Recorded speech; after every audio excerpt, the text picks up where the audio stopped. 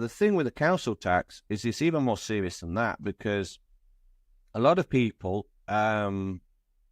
did not pay the council tax, but then they were persecuted and, had the car seized and all the rest of the nonsense, attachment of earnings and all the rest of it. And this was all based on a liability order, or so-called liability order, that the council claimed gave them the authority to do this. So attachment of earnings, seizing cars and all the rest of it. But since 2003, the council have not been allowed by the court to issue liability orders.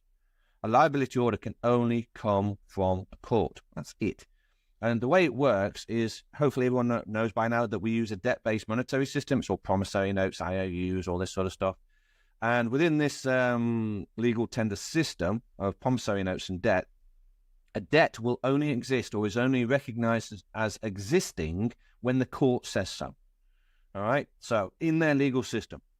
So until that point, you can make a claim of a debt, but unless the court agrees and finds that you are correct, the debt does not exist.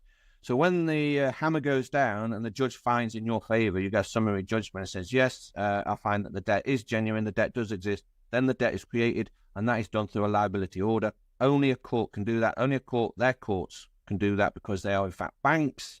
They are the only people who have authority within the legal system to do this.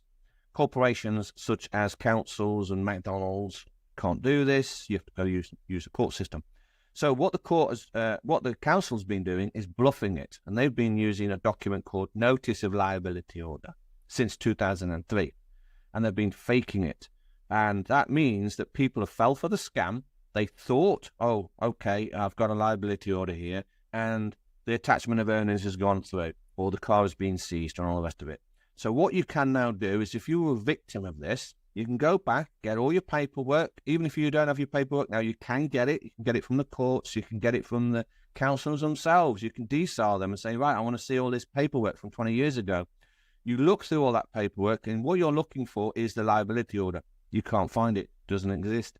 Once you have that evidence, you can go after the people who work for the council and say, I'm a victim of crime here. You had a deficient instrument to be able to hit me with attachment of earnings. Therefore, it was illegal, and I want it back with interest and damages. So this is exciting, because people are waking up to this.